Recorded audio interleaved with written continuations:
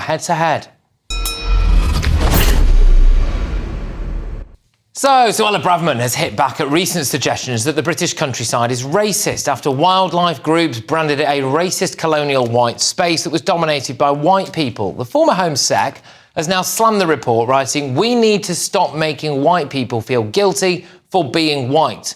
Critical race theory, white privilege and unconscious bias should be constantly debunked as left-wing militancy." And maybe she has a point. The BBC's Nihal Arthanayaka recently bemoaned his overwhelmingly white workplace, whining that it's really affecting me that I walk in and all I see is white people, which I imagine made his white colleagues feel great. And who can forget this jaw-dropping moment from Bridgerton actress Adjoa Andoh during last year's coronation coverage on ITV? There is a bit of me that we've gone from the rich diversity of the Abbey to a terribly white balcony. I'm very struck by that. It's the royal family there.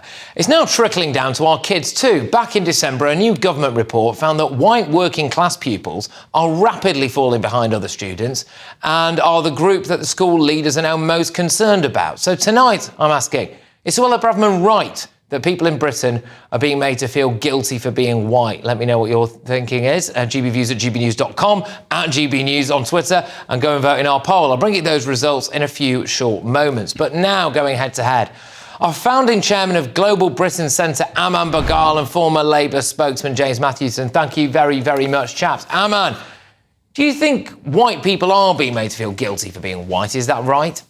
Well, thank you, Patrick. Good to be on your show. But look, I think it's something very simple. This is a systemic attack which happens every few weeks on white British people and on this very nation. I think these pound shop lefty pygmies with a political acumen of a wet dishcloth are creating division amongst people. They're creating doubt with a narrative of us and them. And I think they're creating damage to the very national fabric of our society.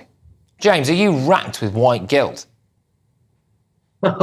I'm certainly not, Patrick. I'm absolutely not. It won't surprise you to know. And actually, I don't know anybody who is either on the left, surprisingly. And I mean, let me put my wet dishcloth down for a moment and tell you that actually, I think most people who are involved politically and who are passionate about things, there are a spectrum of views there, but I've never encountered a single one of them. And I've encountered everything from, the hard left right the way to the centre.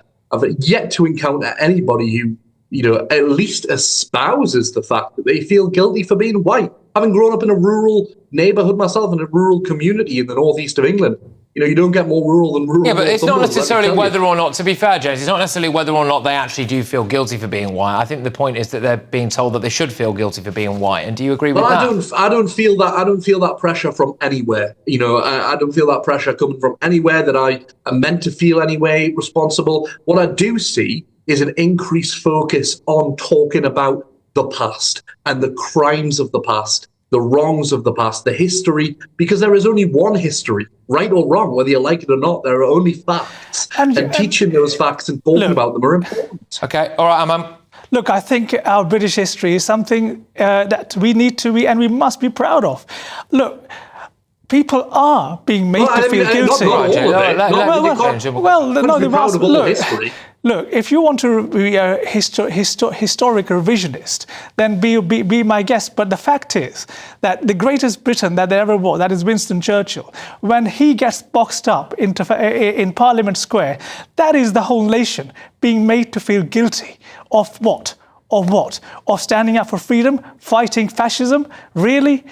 When our countryside is labelled racist, is that not the country being made to feel racist, that you are racist by default, that you have to prove somehow that you have to be welcoming to others who are not white? Let's be honest. Every man and his dog wants to come to the UK, and we see that every single day on the English Channel. Thousands of people wanting to come across and hundreds of thousands coming across legally. Why do they want to come here? Because we are the world's most welcoming, warm-hearted nation on the face of this planet. That's the truth. There's no racism. I grew up in Welling. I can tell you what real racism is like. With the National Front there in the 90s, when everything is racist, nothing is racist. OK, go on, James. You can't acknowledge that the National Front exists and that you experienced racism, and in the same breath say there is no such thing as racism in Britain. There is. Now, I understand what you're saying about when it comes to the countryside and the language used. As I understand it in the report that was put together that Suella Braverman's taken and politicised, she's applied the terms left-wing. Hang on a minute. I'm not sure. Has she really politicised it? I mean, we've been told that our entire countryside is a racist cesspit of colonialism. I mean, I would argue that's pretty political. I mean, look at it this way. That's not what the report says. That's not what the report says. What it says is that people... No, look, let's be clear. Let's be clear.